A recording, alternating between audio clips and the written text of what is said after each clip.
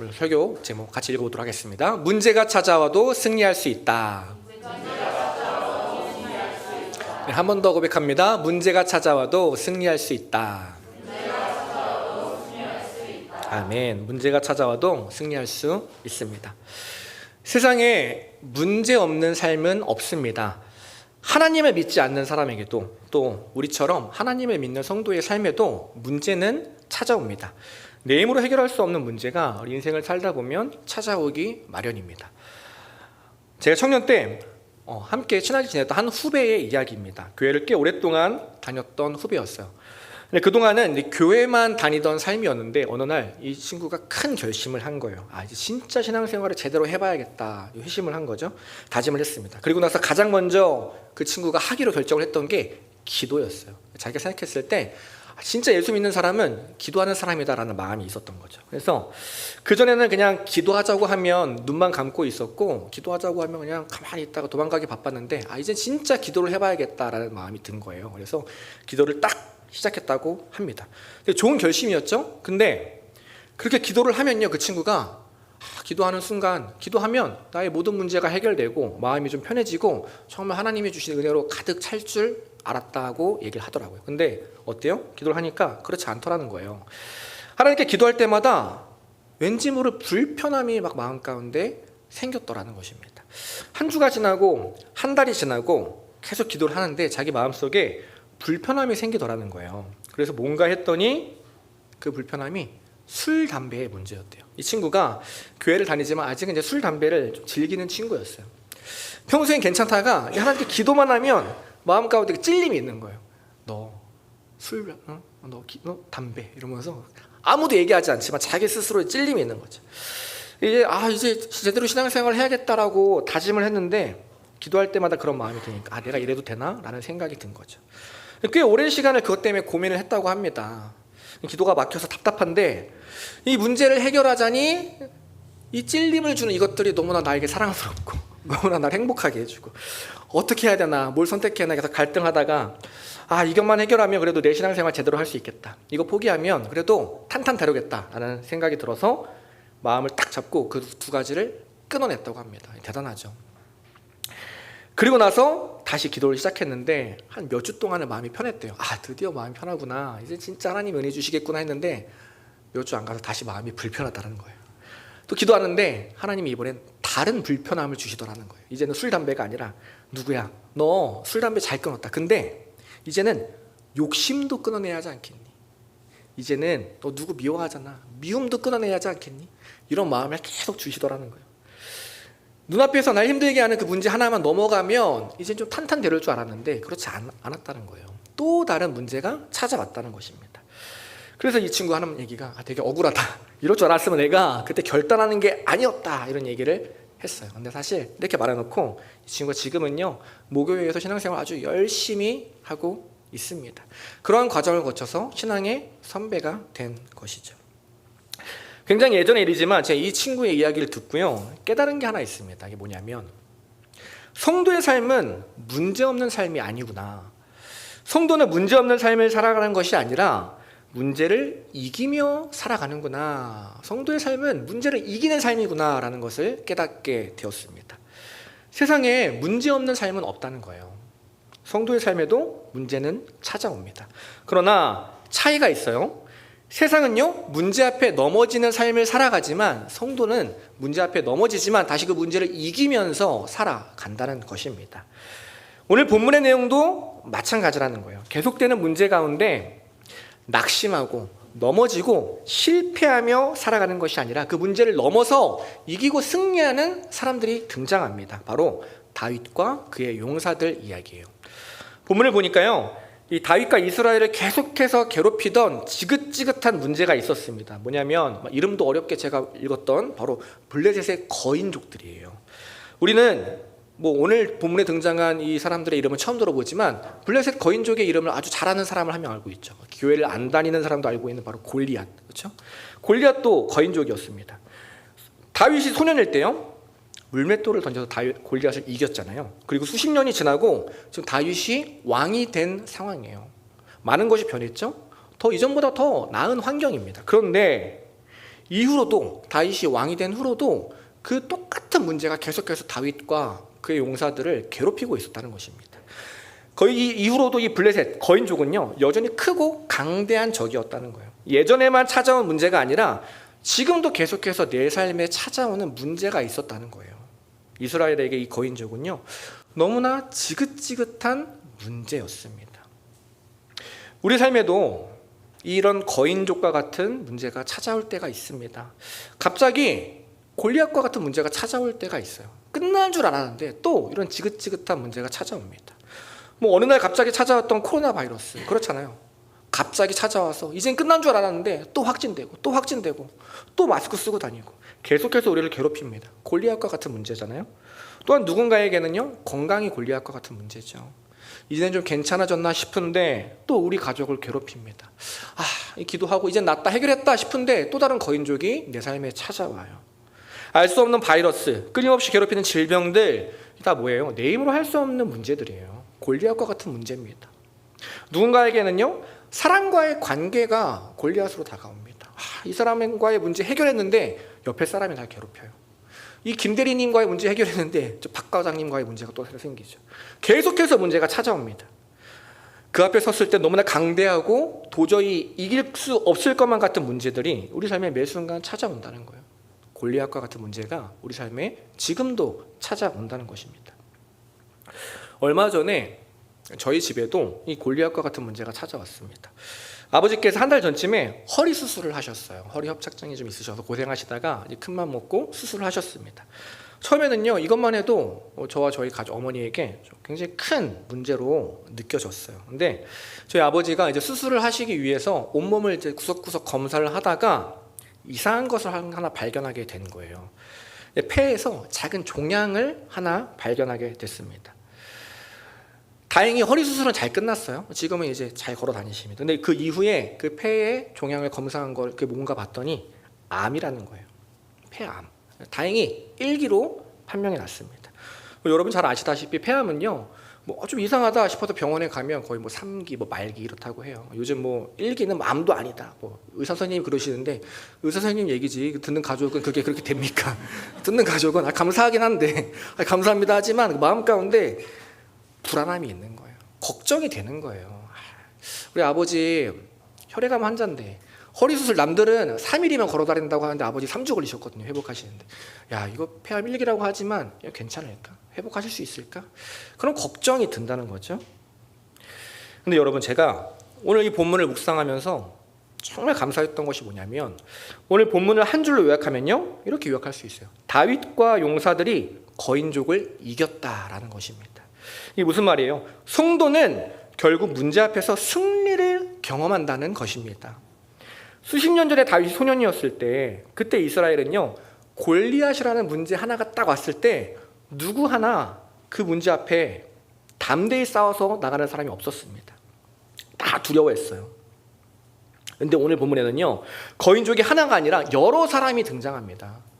골리앗과 같은 여러 가지 큰 문제들 등장하는데 예전에 다윗이 소년이었을 때와는 다르게 어느 하나 두려워하는 사람이 없다는 거예요.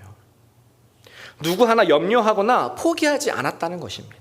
감당할 수 없는 문제들이 여러 가지로 찾아왔지만 그것들과 담대히 싸워서 승리를 경험했다는 것이에요.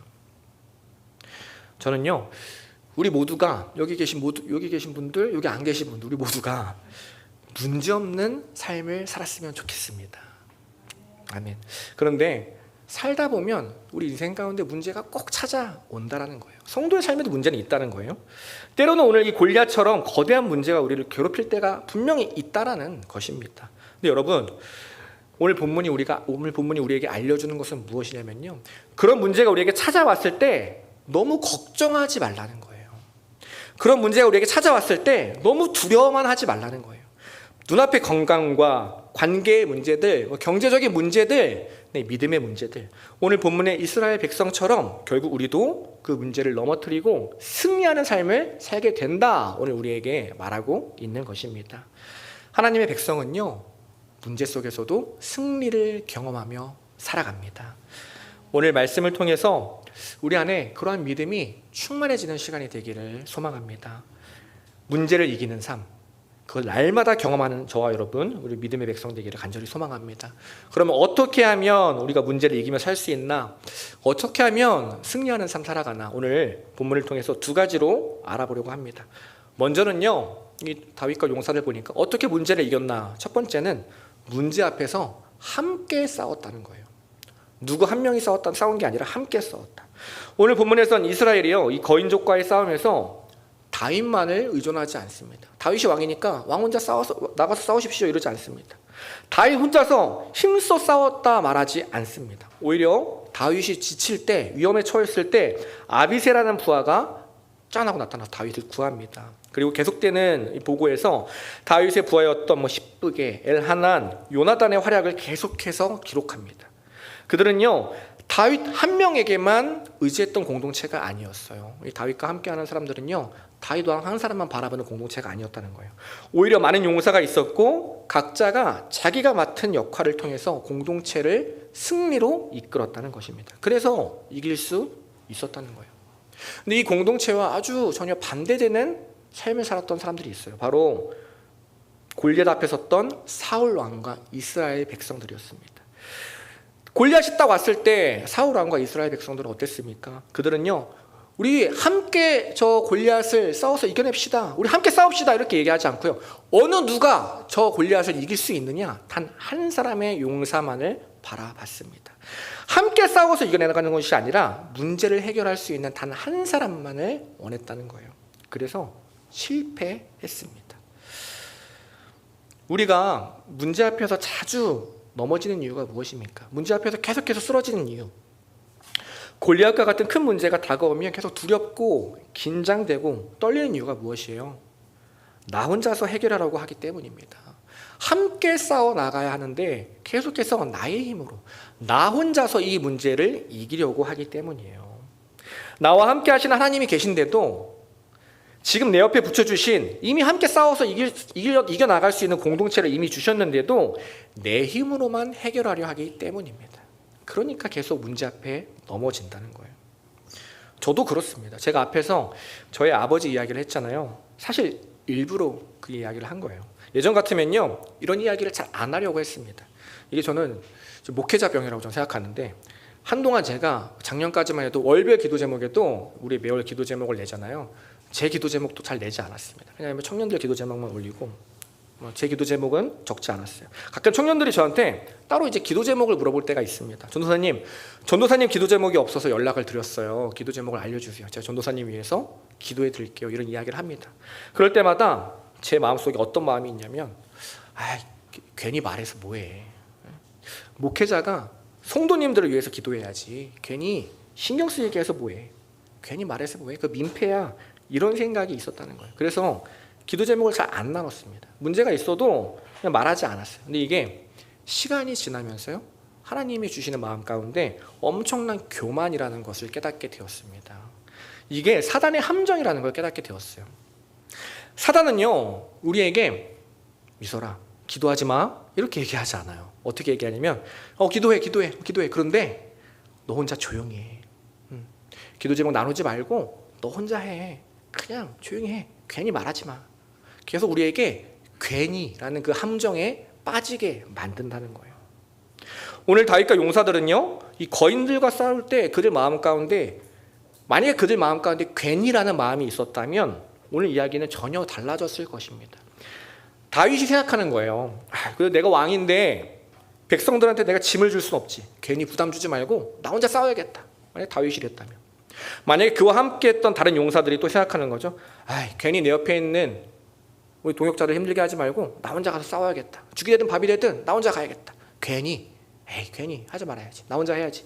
만약에 이런 마음들이 있었다면 오늘 다윗과 용사들은요, 승리가 아니라 패배를 경험하고 말았을 것입니다. 오늘 그들은요, 거대한 문제가 다가왔을 때 혼자가 아니라 당연한 듯이 함께 싸워 이겨냈어요. 오늘 마지막 22절을 보니까 이렇게 이야기합니다. 이 네 사람 가드의 거인족의 소생이 다윗의 손과 그의 부하들의 손에 다 넘어졌더라. 다윗의 손으로 끝나는 게 아니에요. 다윗의 손과 그의 부하들의 손, 함께 싸워서 이겼다 이야기합니다. 왜 그렇게 합니까? 함께 싸우며 승리하는 삶이 바로 성도의 삶이기 때문입니다. 예수님이 우리에게 알려주신 삶이 바로 그런 삶이에요. 예수님은요, 단 한 번도 당신의 제자들에게 괜히라는 말을 해보신 적이 없으십니다. 우리가 잘 아는 것처럼 예수님이요, 십자가를 지시기 하루 전날에 사랑하는 제자들과 함께 겟세마네 동산에 올라가십니다. 그때 예수님의 마음이 얼마나 두려웠을까요? 날이 밝으면 십자가를 져야 되는 상황이잖아요. 우리 모두의 죄를 대신해서 하나님의 저주를 받아야 하는 상황입니다. 얼마나 두려웠을까요? 반면에 제자들은요, 지금 아무것도 몰라요. 피곤해 죽겠는데 왜 계속 등산하자 하는 거예요. 지금 제자들 마음은 그런 거죠. 그런 제자들을 보고 예수님이 에휴, 됐어. 괜히 너희들한테 내가 무슨 이야기를 하냐. 그냥 너희들 쉬고 있어라. 나 혼자 기도할게. 이러지 않으셨다는 거예요. 예수님은요, 아무것도 모르는 제자들을 향해서라도 괜히가 아니라 너희들아, 제자들아, 사랑하는 제자들아, 날 위해 기도해다오. 지금 내 마음이 너무 힘들다. 내가 지금 죽게 되었다. 날 위해서 함께 자지 말고 기도해달라. 간절히 부탁하십니다. 내 힘으로 해결할 수 없는 문제 혼자서 감당하지 말고 함께 싸워서 이겨내라. 우리에게 알려주시는 거예요. 예수님도 그러셨는데요, 우리가 혼자서 싸워서 이기겠다고요? 괜히 말해서 뭐해? 나 혼자 이겨내야지 그러겠다고요? 그건요, 교만이라는 것입니다. 이길 수 없다는 거예요. 제가 이걸 깨닫고 나서 보니까 저희 청년들 중에도 이런 친구들이 있는 거예요. 저처럼 다들 바쁜데 괜히 말해서 뭐해. 다들 힘든데 괜히 말해서 뭐해. 나는 지금 너무 힘든데, 나는 지금 죽겠는데 얘기 안 하는 거예요. 그리고 끙끙 앓다가 나중에 그 문제 해결되고 나서 이랬던 문제가 있었어요 라고 얘기하는 친구들이 있어요. 그 얘기를 들으면서 이게 나의 문제다. 내가 먼저, 공동체는 함께 문제를 이겨나가는 거다. 우리 알려줘야겠다. 내가 먼저 나눠야겠다. 내가 먼저 함께 싸워나가는 걸 보여줘야겠다 생각이 들었습니다. 여러분, 아무리 끈끈한 가족이라고 하더라도요, 이 괜히의 함정에 빠지면요, 메말라 버립니다. 한순간에 메말라 버려요. 힘을 잃어버립니다.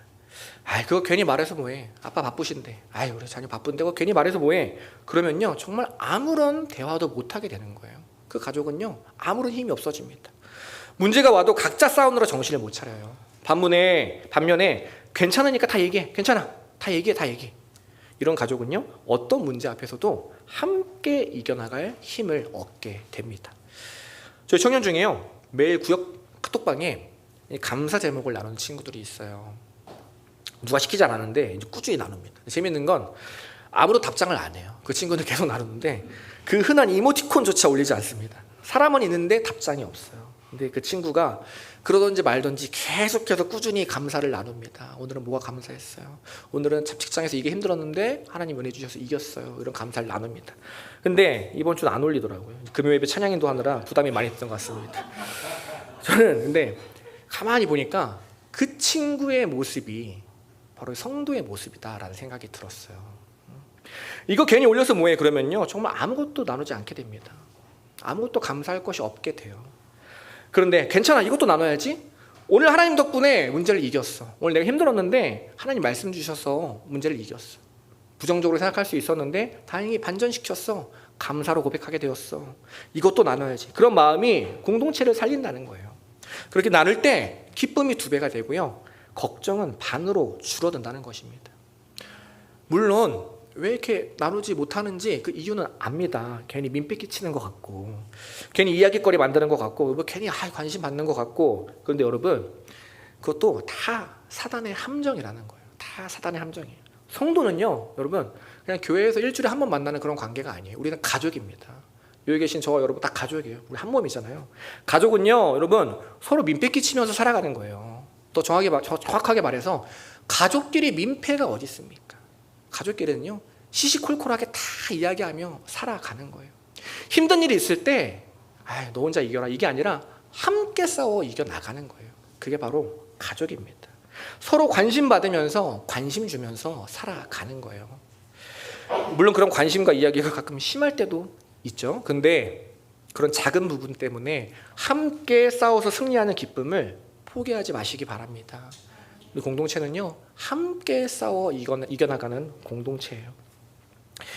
옛말에 백지장도 맞들면 낫다 이런 말이 있잖아요. 근데 참 재밌는 게 우리는요, 이 가벼운 백지장을 참 맞들며 살아가는데 무거운 문제, 힘겨운 문제는요, 나 혼자 끙끙 앓고 살아갑니다. 잘 나누지 못하는 것 같아요. 어느 작가가 자기 책에서 이런 말을 하더라고요. 행복의 최소 조건은 두 사람이다. 행복의 최소 조건은 두 사람이다. 이게 무슨 말인가요? 혼자서는 힘들다는 거예요. 혼자서는 불안하다는 거예요. 함께 있을 때 인생이라는 문제를 이겨나갈 수 있다라는 것입니다. 사랑하는 여러분, 백지장도 맞들었다면요, 이제는요, 문제도 함께 감당하는 믿음의 공동체 되길 간절히 소망합니다. 성도는 혼자가 아니에요. 오늘 이 시간에도 나와 함께 하시는 하나님이 계십니다. 그리고 나와 함께하는 공동체가 있습니다. 그러니 마음껏 의지하시기 바랍니다. 마음껏 나누시기 바랍니다. 함께 나누고 함께 싸워 승리하는, 함께 승리를 경험하는 믿음의 공동체 되기를 간절히 소망합니다. 어떻게 승리를 경험하냐? 문제 앞에 승리를 경험하는 첫 번째 방법, 함께 싸워야 한다라는 것이었습니다. 다음 두 번째는요, 헌신하는 마음이 필요하다는 거예요. 먼저는요, 함께 싸우는 게 중요한데 그 싸움을 누가 시켜서 등 떠밀어서 하는 것이 아니라 내가 먼저, 남들이 움직이지 않아도, 남들이 몰라줘도 내가 먼저 싸워야지, 그런 헌신하는 마음이 있었다는 거예요. 오늘 본문은요, 이 다양한 용사들의 자발적인 헌신을 보여줍니다. 이 거인들과의 싸움은요, 굉장히 어려운 일이었어요. 골리앗과의 싸움도 그랬지만 자기보다 엄청 큰 대적을 상대한다는 것은요, 쉽지 않은 일이죠. 용사들에게도 어려운 일이었습니다. 아니나 다를까 다윗도요, 그 거인족을 상대하다가 위험에 처합니다. 죽을 위기가 딱 처하자, 그러자 용사들이 다윗이 시키기도 전에 그 앞에 나타나서 적을 제거합니다. 단칼에 적을 베고요, 서로가 서로의 생명을 지키면서 전투를 승리해 나갑니다. 이걸 통해 알 수 있는 하나님 나라의 원리가 뭐예요? 어떤 리더의 결정이나 권면 때문에 하는 것이 아니라, 어쩔 수 없이 하는 것이 아니라 자발적으로 헌신이 있을 때, 그 사랑하는 마음이 있을 때 그 공동체가 더 건강해진다는 거예요. 그 사랑하는, 헌신하는 마음이 있을 때 공동체가 문제를 이기며 나아갈 수 있다는 것입니다. 아무리 어려운 문제라도 너가 먼저가 아니라 내가 먼저 그 짐을 지기 시작할 때 그 공동체는요, 어떠한 문제도 쉽게 이길 수 있다, 오늘 우리에게 알려주고 있는 거죠. 저는요, 이 매년 돌아오는 이 안식월 기간이요, 우리 공동체의 헌신을 보여주는 기간이라고 생각합니다. 그동안 내 마음에만 있던 이 공동체를 향한 마음들, 우리의 삶으로 표현하는 시간이 바로 이 안식월 기간이라고 생각을 해요. 사실 담임 목사님이 교회를 한 달 동안 비운다는 거, 목회자 입장에서 정말 쉬운 일이 아닙니다. 마음이 불편할 수 있고요, 쉽지 않은 일이에요.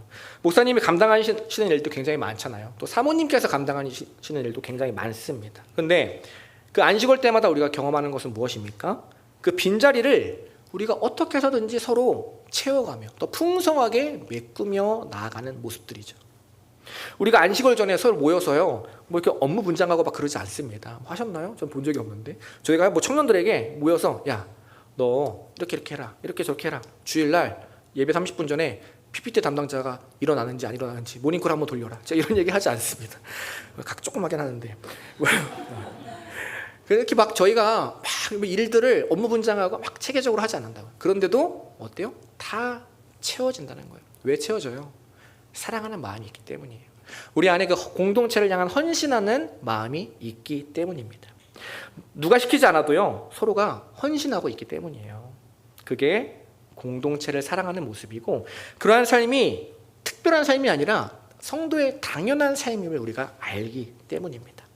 그래서 1년에 한 달씩 목사님도 저희들도 하나님이 주시는 풍성한 안식을 누릴 수 있는 거죠. 기도도 마찬가지입니다. 기도 응답도 마찬가지라고 저는 생각해요. 우리가 그동안 금요 기도회 때, 또 항상 우리 기도할 때마다 우리 지체들 가운데 질병 있을 때 질병의 치유를 위해서 많이 기도했습니다. 그리고 응답받은 역사가 굉장히 많죠.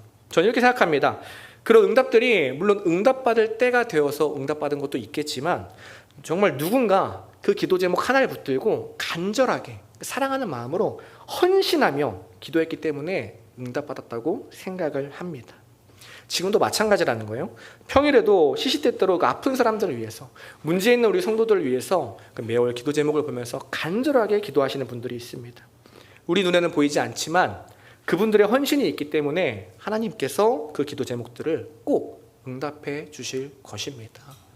아멘. 우리는요, 헌신이라고 하면 벌써 헌신 그 단어가 무겁잖아요. 뭔가 좀 특별한 일이라고 우리가 막 느껴질 때가 많아요. 만약에 우리가 그럴 일 없겠지만 느닷없이 옆집에 들어갔어요. 갑자기 막 비켜보세요. 분리수거를 하고 옆집에 쌓인 그 설거지를 한다면 어떻습니까? 그 모두가 이상하다고 바라보겠죠. 놀랄 일이죠. 그런데 왜 놀라요? 나랑 별 상관없는 사람이기 때문이에요. 근데 내 집에서 내 가족들을 위해서 분리수거하고 내 가족들을 위해 설거지하는데 놀라나요? 놀라지 않습니다. 왜요? 그게 당연한 일이기 때문이에요. 사랑한다면 헌신이 당연하다는 것입니다. 우리 아빠 갑자기 왜 헌신하지? 이러지 않는다는 거예요. 우리 아빠가 날 사랑하니까, 우리 가족을 사랑하니까 당연히 하는 거지. 당연하다는 거예요. 가족끼리는요, 내가 더 헌신했다고 자랑하지 않습니다. 사랑하면 헌신은 당연한 일이기 때문이에요. 우리 예수님은요, 자신과 아무런 상관이 없는 우리를 위해서 자신의 목숨을 헌신하셨어요. 그리고 우리에게 야, 너 기억하지? 내가 너를 위해 내 목숨을 헌신했어. 이렇게 자랑하지 않으셨어요.